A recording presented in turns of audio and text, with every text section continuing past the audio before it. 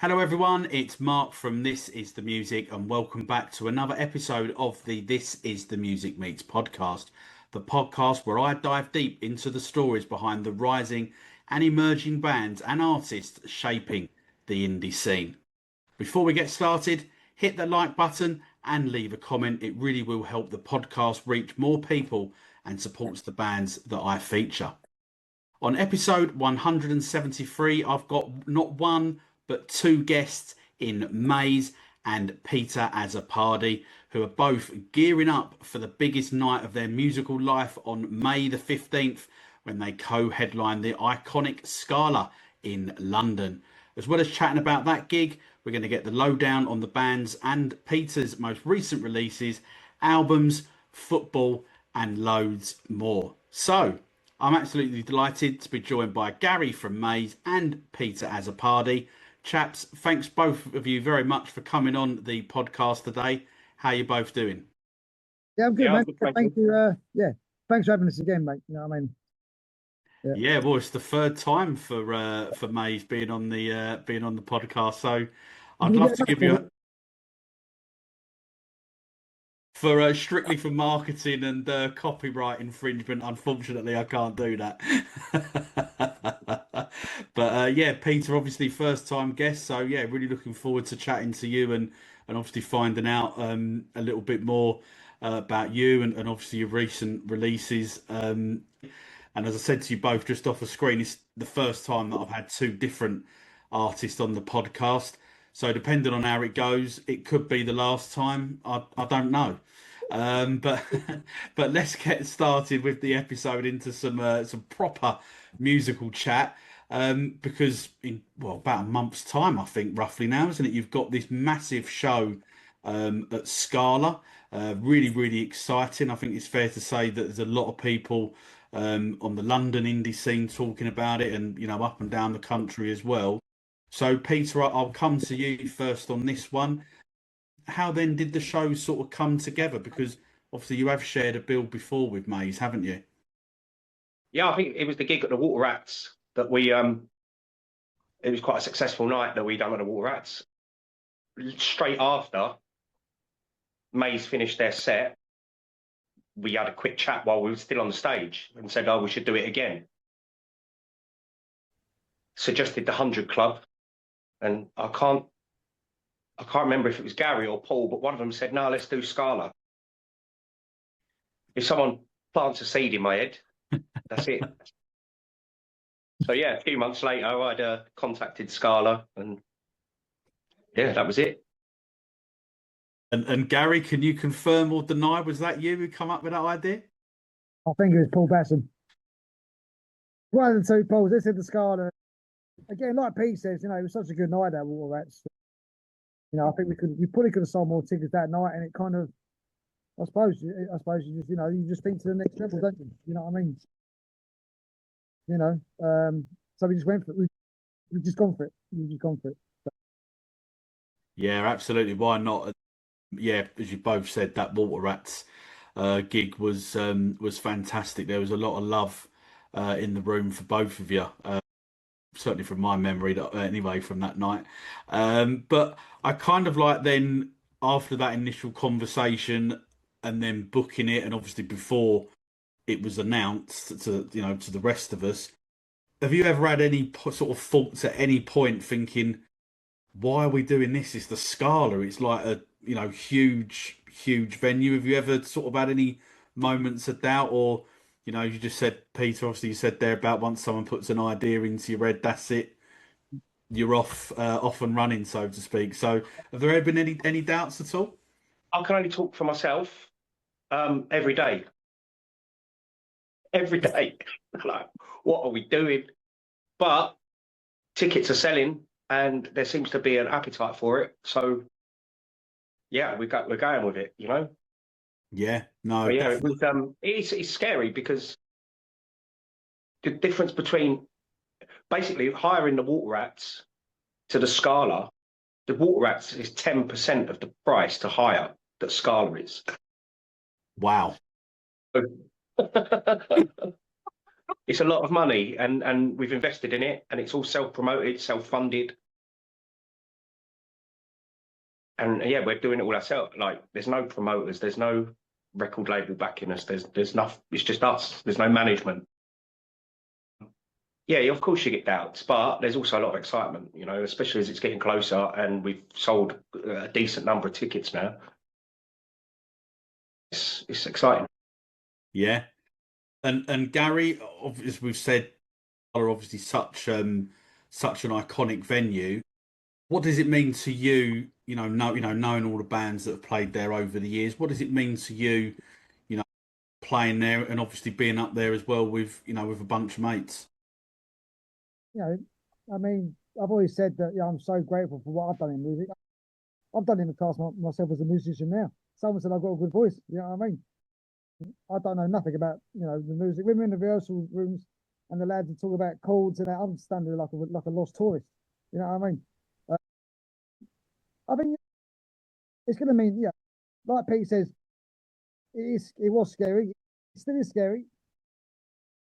I think we've reached a number of tickets now where you think, you know what, we're too far. I suppose you could say we're too far in it, but that makes it sound negative. I don't mean to sound negative, but I think it got to the point where it's like, we're in it now. Let's just do it. Have a good time. And I think the way we promoted it, like Pete says, no backing from anyone. I think some people appreciated that. I know we've got people coming to see all the acts tonight that have probably never that night that have never probably seen us. So I think people are, new people are coming. I think the way the lads in Mays, we was talking about the other day, the tickets we've sold now, it is already going to be the biggest crowd we've ever played with at a headline gig. So, it's just, there was doubts. It's a bit, of course, it's scary, but I think it's got to the point now where you just bring it on. You know what I mean? Have a good time, get everyone down there. Everyone's involved. It ain't just the artists on stage. Everyone's involved in this. That's why we call it the Maze family. Once you're there, you're part of it. You're part of the night. Just have a good time. You know what I mean? So have a good drink. Have a few good drinks actually. You know what I mean? But we're in it now, and the Scala. You say the words when you walk out of King's Cross and you see this massive white building to the left. That's when you think, bloody hell. You know what I mean? So, and as you say, the bands that have played there as well, you can now put your name on that list. Yeah. Something like you say, something to the grandchildren, something to the kids. You know what I mean? So yeah. I mean, tickets are still selling. Dribs and drabs now, but we're doing all right. We're doing all right. Brilliant. Well, that's great to hear, and I think just picking up on what you both said really about no label, no management, no promoter. I think that's kind of like if you go back sort of like 4 or 5 years when like COVID hit, that's kind of like how it was for everybody, and it's good really to still see that both of you are still sort of still grasping that with both hands, that whole DIY ethos, and essentially, which is kind of like how I feel is the best way of getting your listeners is essentially by word of mouth. And obviously, Gary, as you were just saying there, that it's probably not just Mays or Peter Azzopardi that people are coming to see. Obviously, there's Chris Daly and Hazy Sundays as well that I'm sure people are probably coming down to see them as well. So it's a win-win all round because it's more eyes and ears on your music on that night. Yeah, I when you said the people that are playing there, I didn't realise until today actually. Frank Turner's playing there this weekend. Is he really? Wow. Okay. He's, Right. I he's didn't doing realise that either. he's doing 3 nights at Scala, Saturday, Sunday, Monday. It's sold out. All the nights are sold out, and I'm like, he's done Ali Pally, Yeah. and he's playing at the Scala, and we're playing at we're there, And I was looking because I just went on the website to see if we were on the website, if they were advertising it, and there's them, and there's the Skinner Brothers are playing it a couple of weeks after us. So it's like there's some decent acts with big followings that are doing it, and I think even Ash played there a few months ago. So yeah, it's madness. It is, and well, I mean, I think it does go to show as well that if you've got, a dream, you've got ambition as well. That yeah, why you don't have to be sort of like part of a big like a corporate machine. Do you know what I mean? That Yeah. it can happen if if you want it badly enough. Do you know what I mean? Well, Scala's one of those. It's an independent venue as well, so it's Mm. not. It lends itself to people like us that want to take a punt and have a go. They're it's not only us that are taking the punt. They're getting paid, but they could end up with an empty hall for the night. And that's no good. They don't want that. That's the last thing they want. So it's good that they're booking unsigned art like acts that have got a bit of ambition. Yeah. And I think the way that we've done it with like myself and Maze, where we go together, it really helps. Like I couldn't have done that on my own. If I booked Scala on my own, I would have had a breakdown by now. It's because I know that I've got those guys with us, and we've got Hazy Sundays, and as you say, Chris Daly, and it's good having us all together. It really helps, I think.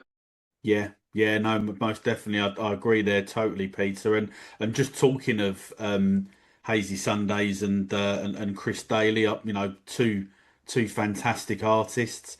And I think for anyone coming or maybe hasn't quite got around to getting the ticket yet, do get down and see both of these bands. Don't just turn up for Peter or Maze. Not that I'm telling you what to do, by the way, but I think it just shows the importance of getting down and coming to see the supports early because, as I say, both artists are absolutely fantastic. Well, Mark, I've been sorry to butt you in, but if you noticed the last couple of weeks, like, you know, I've noticed a few kind of things on social media about bands having to cancel gigs for for low ticket sales. I think one promoter wrote a massive piece about it on social media. So it's quite sort of worrying, and and then but in another way, in a selfish way, I said to the boys the other day, that's how proud you got to be because the tickets we've done when you're seeing statuses like that.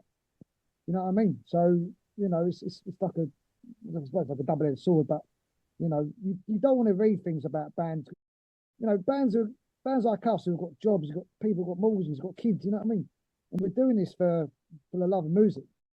So you don't want to read about. You want to see all bands succeed. You want to see all bands do well. You know what I mean? So I think, but when you do read that and you think, wow, this it already feels like a bit of an achievement already. The Scala, even before it's happened, it already feels like a bit of an achievement. Again, sad to read about these bands having to cancel gigs now because of low. Not too many. I've just noticed a couple last couple of weeks. You know, it's another thing. It's another like sense of achievement that we've managed to do what we've done even before we've even got there. You know what I mean? You know. Yeah, yeah, Definitely. We've got a month to go as well. Tomorrow's the 15th, isn't it? So we've got exactly a month tomorrow, and we've already hit a number of tickets that we're satisfied. Obviously, we want more, but if we didn't sell another ticket, we'll have a really good Yeah. good attendance. I think with a month to go, I think we should be immensely proud of what we've done so far. yeah, yeah. No, definitely. It has been good seeing the little updates that you've been putting on socials, saying, oh, we're now at this stage and all of that, and just seeing that just going up, each time with a little sort of, little drop is fantastic. And I think, as we said before, it just goes to show how important the like the DIY ethos is and sort of people, backing backing it and spending their money on tickets for for unsigned and emerging artists. The community side of things, the fact that you're involved, this is the music involved. Tommy from the Marquez is involved. So we've got a pub involved. We've got a podcast involved. You know what I mean? It just goes to show that it's not just the music. It's the family thing. It's the big community thing. You know what I mean? So that's what makes it even more special. Yeah, well, it's a buzzing to be involved in it. Just hope that I don't fluff me lines or forget anything that I want to say. But just going back to Hazy Sundays and Chris Daly there, what was it about those two artists that you thought, yeah, do you know what, we want them on the bill to come and play with us? Well, if I go first, I'll talk about the band. Hazy Sundays, we've sort of been in touch with them for the last couple of years. I think when we done our very, very first headline about 2 years ago at Dublin Castle, it was a bit too much short notice, and we couldn't do it because of logistics. But they was actually going to, they might have been on the bill that night, so we kept in touch with them since.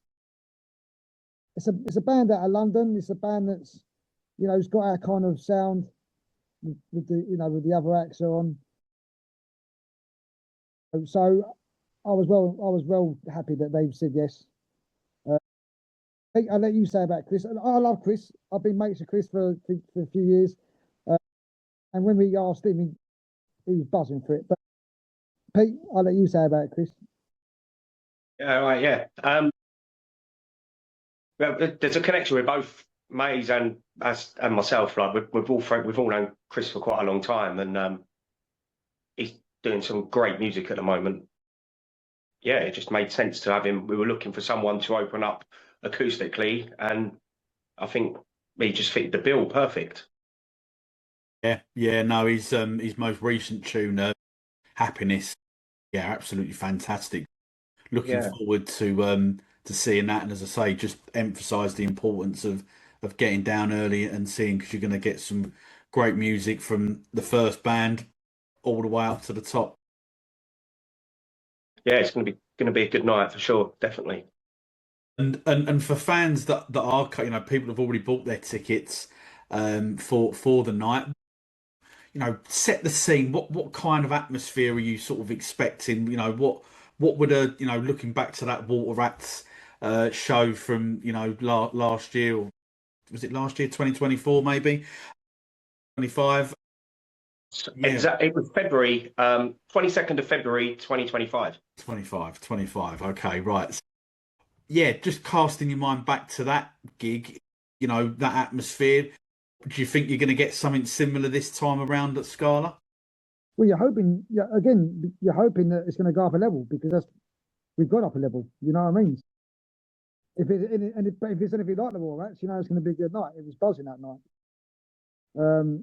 Yeah. I think again the great community that appreciated all the acts that night, because Monumental was on that night as well. So they got the ball rolling. You know what I mean? So yeah, again, you've gone up a level. You want to go up a level.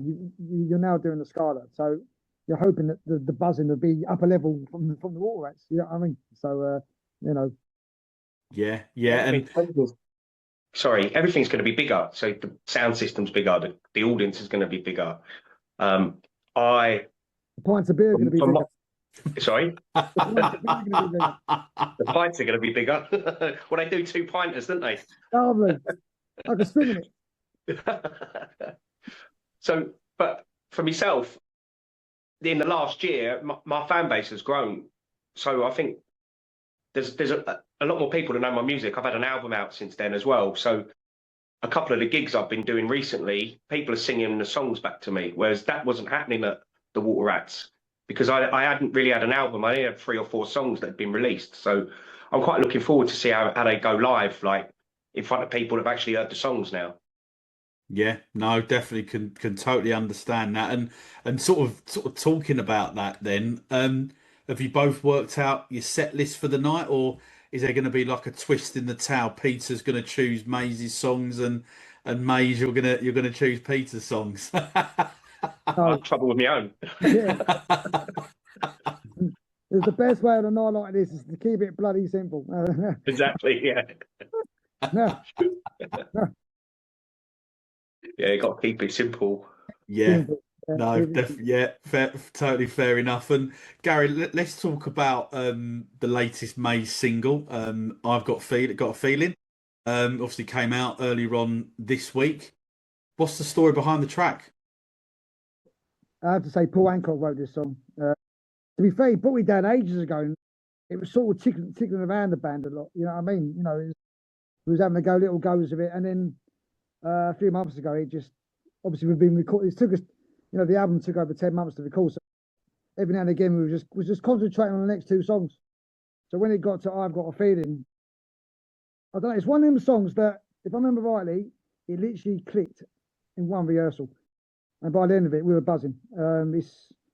It's an absolute gem of a song. I'm not just saying that it's, you know, because it's a May song, but Hancock's written an absolute gem on this one. He's and the attention it's had this week has been absolutely amazing. So I think it's a May's sort of, I don't know, and it's a May sound, isn't it? That kind of Britpop, you know, it's got back to that kind of Britpop thing. But I mean, the 10 songs of the album at the moment is probably my little favourite. I shouldn't really, I don't know if I should say that, but it's probably my little favourite at the moment. So when we released it this week, the attention it's got is absolutely amazing. We thought we'd try to do something different by releasing it on the Monday, because I know a lot of bands tend to release on a Friday, but we just thought we'd try something different. You know, we had nothing to lose, but the attention the last 2 or 3 days since the release has been, you know, it's been shared all over social media. So it's gone. I think it's gone down really well so far. And again, Scala's in a month's time, so to release one of your gem songs a month before, you know what I mean? I think it kind of helps build momentum. You know? Yeah, no, definitely, and obviously that's going to feature on the upcoming album, All Bets Are Off, which is released on the same day as the Scala show. Firstly, what can people expect, you know, in terms of like the sound of the album? And secondly, as well, was it always the plan, you know, to coincide the release of the album with the show, or did that just sort of, you know, just kind of like happen, sort of naturally type of thing? Back of our minds, but again, sometimes you can put pressure on yourself, can't you? If you try and set deadlines and things, you know, things don't go to plan. Again, it took 10 months to do the album, so you know, when we first done it, Scala wasn't even booked up yet. I don't think so. Obviously, it wasn't at first, but I think as it got closer, we had it in mind. It was one of them whereas, oh, wouldn't it be good if we could release it on the same night? You know what I mean? But it wasn't. It was never like we have to, because again, we don't want to put pressure on it. When it comes to the sound of the album, we're literally, I think we're touching all bases. Again, the Britpop thing. The last single that came out a month ago was a bit punky, should I say? You know what I mean? 4 Seasons. We've got a ballad, like an indie ballad, should I say? We literally went back to basics with going with a producer and actually doing it all 5 of us together in the studio. When Maze first got together, obviously it was just after lockdown. You couldn't really do that. So when Chaos Interrupted come out, it was all doing it from your home or you know. So this album, we've literally gone with one. We've got one producer in the same studio, 2 songs every month, 2 months. So it's consistently, you know. By the end of it, the producer knew us so well. He knows what we're trying to do. He knows the sound. He knows us. So personally, I think it's going to be the proudest thing I've ever done in music as a project. This album's going to be, you know, I think I'm listening to all 10 songs every night, and I'm thinking, this is just blowing me mind. Every time I listen to it, I get a favourite song, even though at the moment, again, like I've got a feeling because we just released it. But I just think we've definitely gone up a level from Chaos Interrupted. You know, this album, it's just, I just think it's consistent. You know what I mean? Because we had the same producer, and because we've done the same thing. So you know, I can't wait to get this album out to it, and it's going to be on vinyl as well soon. But that'll be after Scala. But you know, but yeah, I can't wait to get this out there. To be fair. Yeah, well, very, very exciting times for Maze, and I can only echo what you've said, Gary. I've been very fortunate to hear it already, and it really is a fantastic album. So I know it's not here yet, but congratulations on it when it does come. But Peter, you've obviously been busy as well over the last couple of, well, about 6 weeks or so, I guess, roughly, because you've had a couple of tunes that have come out, The Wrong Side of 40 and Walk Away Jack as well. Sort of 2 different songs, both in terms of like lyrics and sort of the soundscape as well. Did you sort of like enjoy the challenge of trying to release, you know, different sounding music, or you know, you know, more looking like I just want to stay in like, you know, sort of like my comfort zone? But my relationship with music's funny because I literally like all different styles. So it's very hard for me just to write in one style of music. So you'll notice I've got really slow songs, piano ballads. That is, I can't even remember, Last Breath, sad, really sad. And then I have other songs that are like Walk Away Jack, which are that originally started off as a ska tune, Right. Okay. and we put that in the we've played it live a couple of times as a ska song, but it just don't fit in my set because the rest of the set isn't ska. It's mainly like indie folk. So I needed to change. Just basically, we rewrote it. So I wrote it into more of a punky song, and I sent it to my drummer, who does a lot of the producing. Yeah, he does all the he produced my album and all the singles. And he said, "Why don't we try this sort of style?" And when I first heard it, it reminded me of Country House by Blur. Like it's got that vibe to it. And I thought it is different, but I quite like it. So yeah, we run with that sound and put it together. I've got one that's just about to, that we called it last week, that is a cross between the Beatles and a punk song. Wow. So um I haven't got a genre that I just stick to, which sometimes is a hindrance because people don't know what they're going to get. You know, some people like the familiarity of listening to a band and going, that's what they're going to sound like. But it's just the way I am, I guess. So yeah, I've got Britpop songs, I've got mod songs, I've got indie folk songs, acoustics. So yeah, I have a big mix of Yeah. genres. So yeah, I think it'll probably just keep. That's just how that's unfortunately, but that's how I write. So it's going to come out, you know. I know exactly what you mean when you're saying that, and I've got to obviously mention, as you've done it already, there was obviously your debut album, Our City Changes at Night, landed in the This Is the Music top 20 albums of 2025. Sorry, shameless plug there for the blog, but sort of when you're seeing, sort of that kind of like recognition, someone going, oh, I think this is great, someone else going, check it out. Sort of from your perspective, how does that recognition feel? Seeing that, someone's, I'm not bigging myself up it, well, I guess I kind of like am, but someone's taken the time to listen to it and to, to really get into the sort of like the nucks and crannies of the album. So that album, some of those songs I wrote during lockdown. I lived in Malta, and I was literally locked in a room, and I wrote all those songs. I wrote 4 of them on my own, like completely on my own. Recorded them in that little studio that I've got, this little studio set up here. The same system, same thing. I recorded the songs, and then they were sort of. I had no one to bounce off. And the same when I wrote. So those songs on that album were "Why Can't You Love Me," "My Note," and "Running in Circles." I wrote them about 5 years ago, and then when I came back to England after lockdown, I wrote "Hello Geezer," "London Sky," "Last Breath," and "Joan," and they're all very similar type of styles. I also wrote "Wrong Side of 40" then, Right. but I could never record it. There was something wrong, like it just never. I didn't like it. But all those songs I wrote on my own, like literally on my own. So I never had anyone to bounce off, or anyone to say, yeah, that's good or that's bad. I just had a collection of songs, and I thought, well, these are the songs I've got. I like them. I think they're all right. Let's put them out there.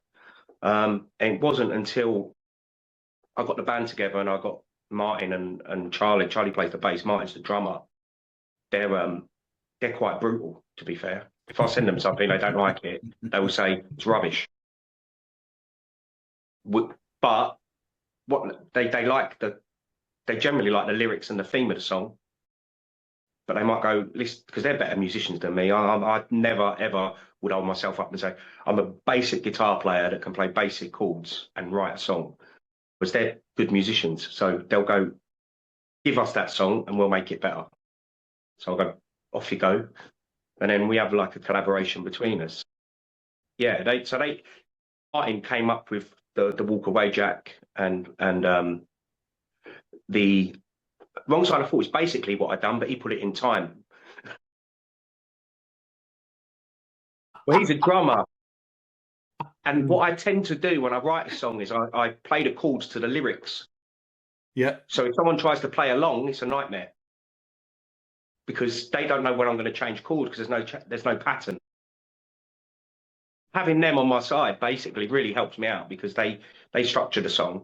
I write them, they structure them and make them playable for a band, because a lot of the time I was doing it acoustic, so it's fine when I'm playing it on my own, but when I come and take it to a band and they're like, we can't play along to this because we don't know what you're doing, but we don't know when you're going to change chords, and I'm like, okay, well, yeah. So yeah, with with our City Changes at Night, that was pretty much all those songs I wrote in a bedroom on my own.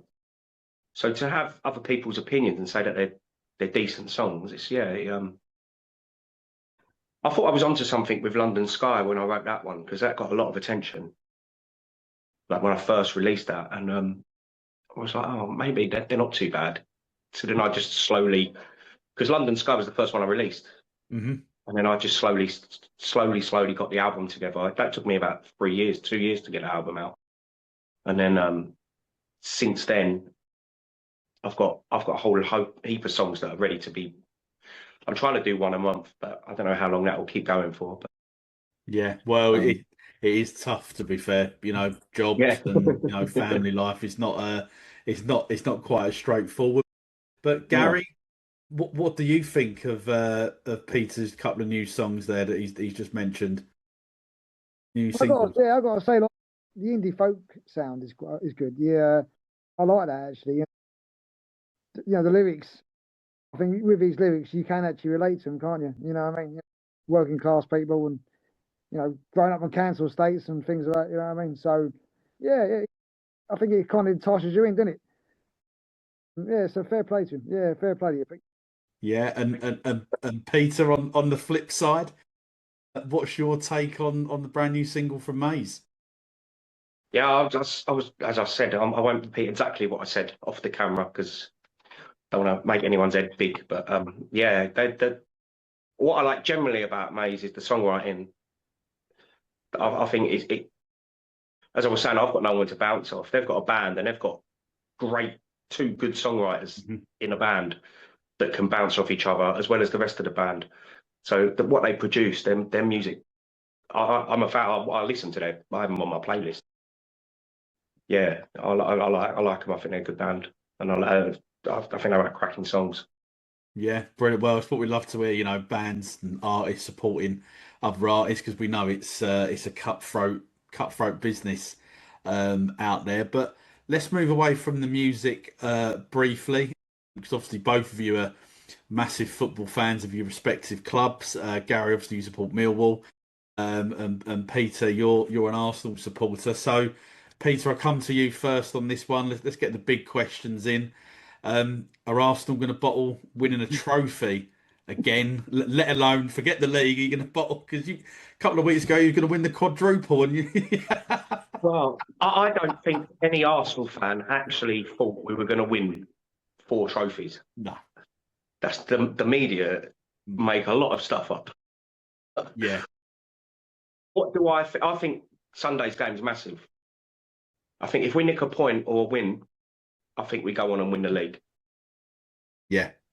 Because it'll give them at the moment they look petrified playing. They look so nervous compared to the beginning of the season. You think we had 10 games when no one had a shot on target against us. Now it's like can't keep a clean sheet. But I think that's down to the pressure and the nerves. And I think if we can get something against City, then I think we've got a chance. I think we'll go on and win the league. If we lose to City, I don't know. I'm hoping we win a Champions League, because that would look more likely.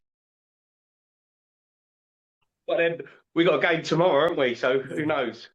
Yeah. Well, you're 1-0 up, aren't you? Sporting Lisbon, you beat in the first leg. So and we've got them at home, so we should be able to get that across over the line. But you never know, Is it? We lose 2-1, it goes to penalties and whatever. Yeah, not fun. And one of the Madrid teams, I can't remember which way the draw works. Is it Real Madrid, or is it? I know Real Madrid are losing to I think we have Barcelona, didn't we? Oh, if you're we going get that through right. them. Okay, so right. Okay, wow. Yeah, it's not easy then. Because I think Real Madrid, if I'm right, Real Madrid, PSG, Liverpool, all in the same side, Right. Okay. and I think Bayern Munich's in the same side as them as well. Yeah, because Munich have got or are playing Real Madrid, aren't they? They Yeah, won the so they're on first the leg, opposite didn't they? side. We're on the side with um, Barca and are Atletico still in it? I think they are. Yeah, I'm pretty sure they are. Yeah, I ain't looking past the next game really. Don't want to get too excited, you know. And if if you don't win the Champions League and the league this year, how much more time does Arteta get?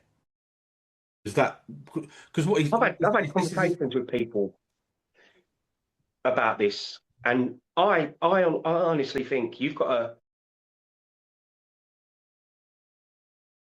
to be careful what you wish for, you know, Mm, because you get rid of him. All right, if we finish, if we finish second, it'll be the fourth year in a row that we finish second. Yeah. How many teams would like to finish second four times in a row in the well, Premier League? I'll tell you, all the other, what is it, 34 teams or whatever it is, would yeah, want to finish, you know? So, yeah, we want to win it, but he's keeping us up there. All right, it weren't long ago that we were trying to get a Champions League spot and missing yeah. out, you know? Hmm. So I think you've got to be careful what you wish for. Yeah, We could yeah, end up no. like, and I'm not knocking Man United, but we could end up like them, you know? Mm, They got rid of Fergie. I think we've been lucky to get Arteta when we did. They got rid of Fergie. They've gone dropped. Liverpool seem to be in free fall at the moment. mm. Chelsea don't look great. Spurs might get relegated. I'm not here knocking them at the moment. Yeah, normally I would just rip into them, but with a serious head on and my own team, I'd be reluctant to get rid of him. You know, Mm. because you just don't know who else you're going to get and what else is going to happen. No, no, definitely that is true because obviously won the FA Cup, didn't he, a couple of years ago, beating Chelsea.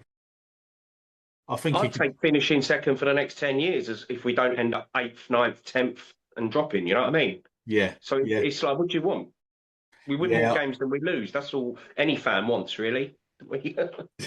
yeah. You'd well, talking to teams that are winning plenty of matches at the minute. Gary Millwall, you're Son, you flying at the come moment. on, come on, West Ham, let's have it. Go on. Well, we're doing all right. Had a good result on Friday, but third in the league, 4 games to go. Yeah, I Are you mean, are you going to make it to the Premier League, the promised land of the Premier League, and Millwall going to get there? mate, come on, you know the FA don't want to sit up there.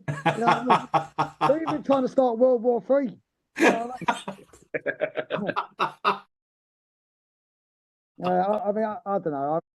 We we've got four. It's 4 games to go. We can actually confirm the playoff place this Saturday. Just by a point or a win. So we'll take it from there.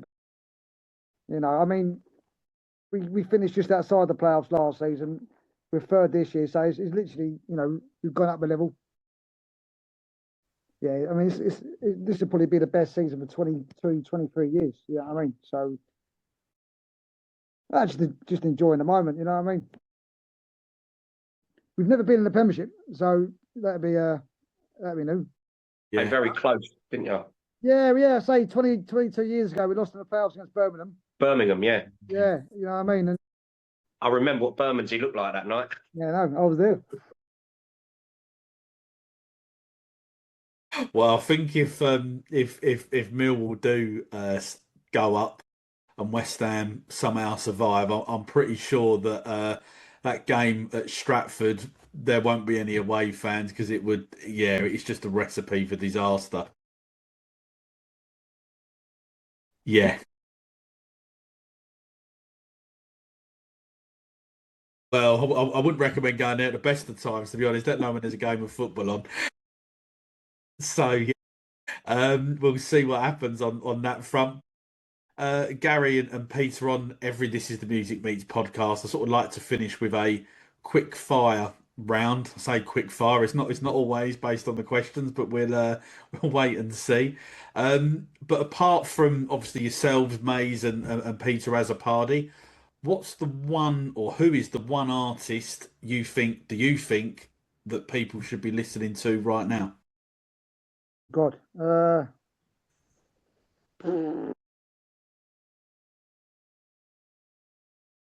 I started listening to the Skylights again. I know, they've just announced a couple of gigs, and and saying that only a couple of hours ago they actually retweeted our single as well. You know, thanks for that. And I was actually at work when they'd done that, and I was on the way home, and I actually played a few of it, and they got some massive tunes in the Skylights. I mean, absolutely fantastic tunes. Yeah, I'd like to give a big shout out to them because what they've done, not just for us, what they do, they help out other bands as well. You know what I mean? So, I have to say them at the moment. I say people get into them because they started to gig. I think they started gigging. So it's they're a massive band. Yeah, massive band. Yeah, they are great band and top set of lads. And Peter, is there anyone that you can sort of recommend to the listeners? Yeah, I'll be surprised if people don't already listen to them, but I think the Bracknell are probably the best band in England at the moment. Yeah, great band. Yeah. Phenomenal band. I've seen them live a few times and just blow me away every time I watch them.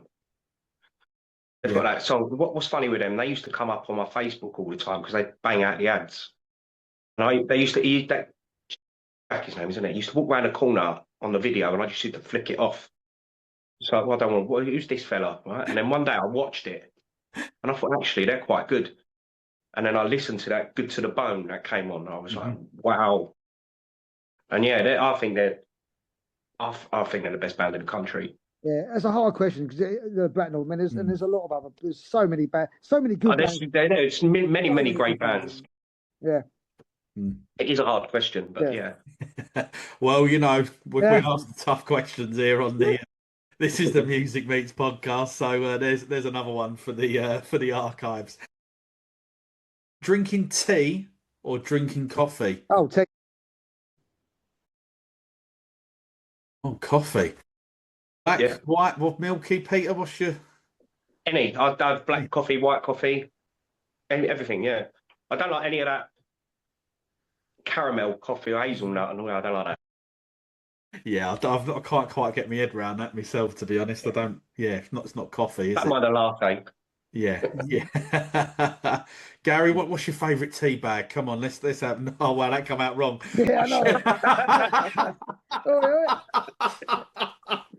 Oh no, we've got edit. Yeah. Wow. It's only 5 to 9. No, I'm getting excited now. It's got to be PG though, isn't it? It's got to be the old PG. Oh, you're going PG. Oh, okay, fair enough. We won't be talking to you anymore after this. Yeah.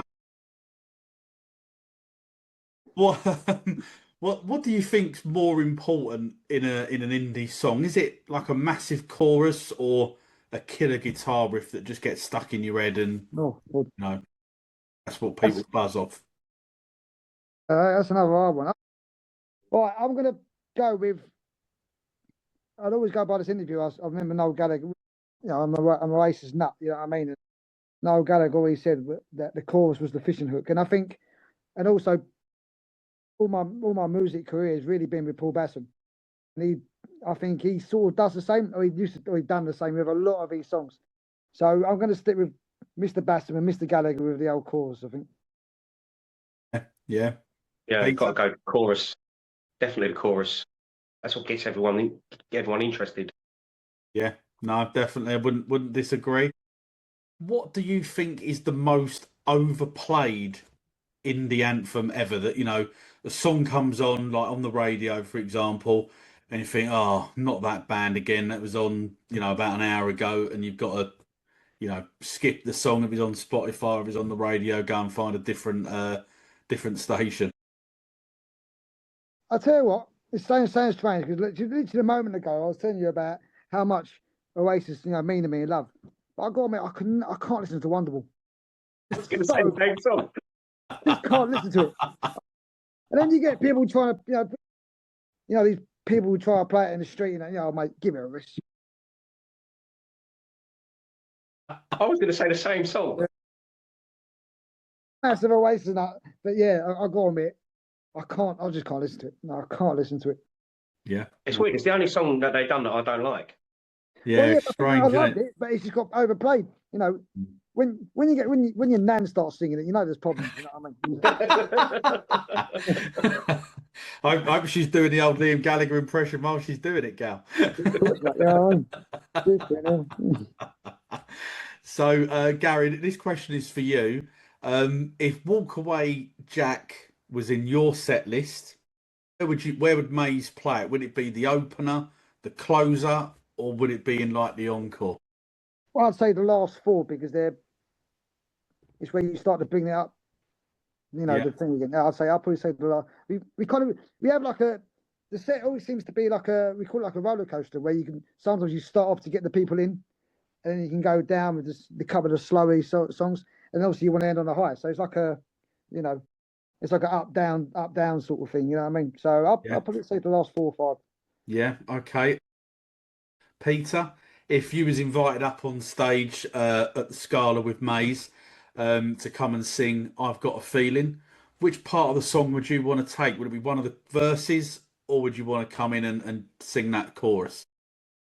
Oh, it's got a big chorus because I won't remember verses. You better not lift that microphone too high either. I won't be able to sing it.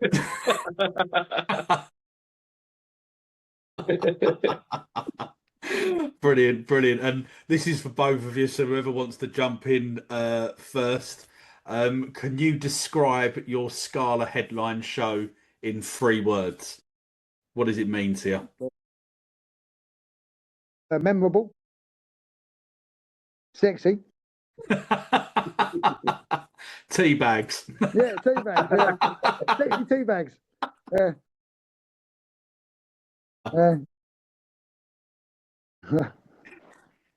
Yeah, memorable, sexy tea bags. Yeah. We go with that. We'll get some t-shirts for you made up, Gary. Yeah. I love it on my tombstone. Here lies Gary, he likes tea bagging.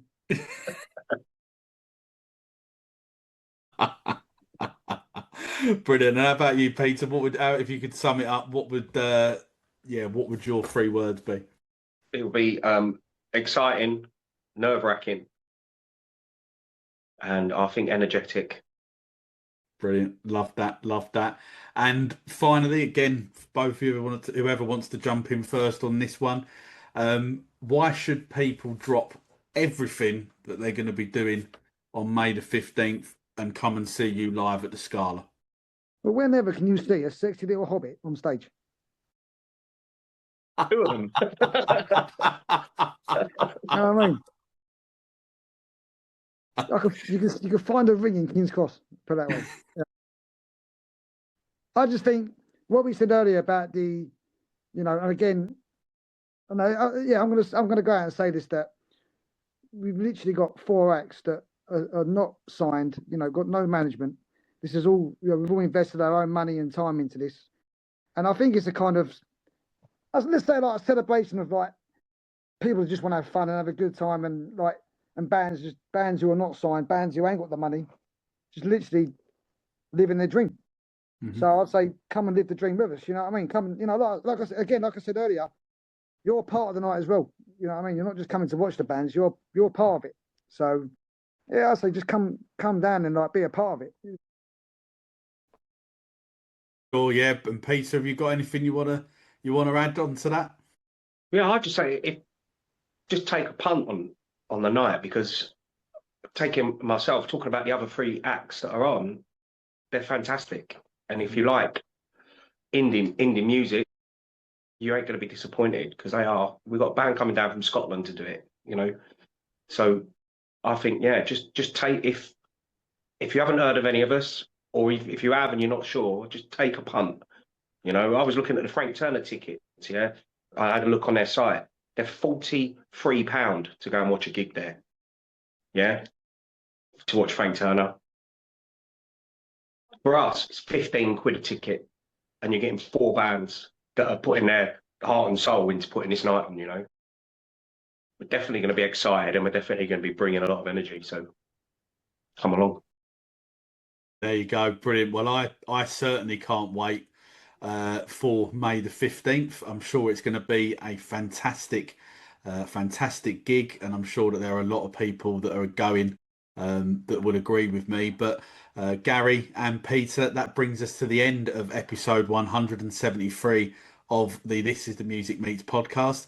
Thanks so much for coming on and sort of updating us on everything that's going on with your musical journey at the moment, with the listeners as well, obviously. And as I say, looking forward to that show on May the 15th at Scala. If you haven't got a ticket, the ticket link is going to be in the episode bio, along with May's and Peter Azzopardi's socials as well. So do please go and check them out and come and discover your new favourite artist on May the 15th at Scala.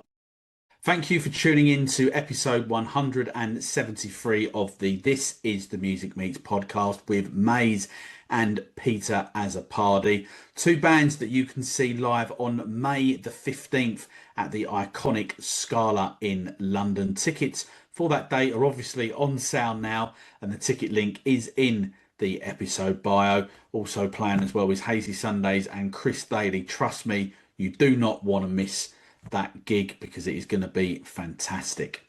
If you are new round here, please hit that subscribe button so you never miss out on any brand new episodes. And if you're loving the podcast and this episode, I'd love to hear from you. So do please leave a comment. Thanks for tuning in, and I'll see you very soon for another This Is the Music Meets podcast. And remember, the future is bright. The future is indie.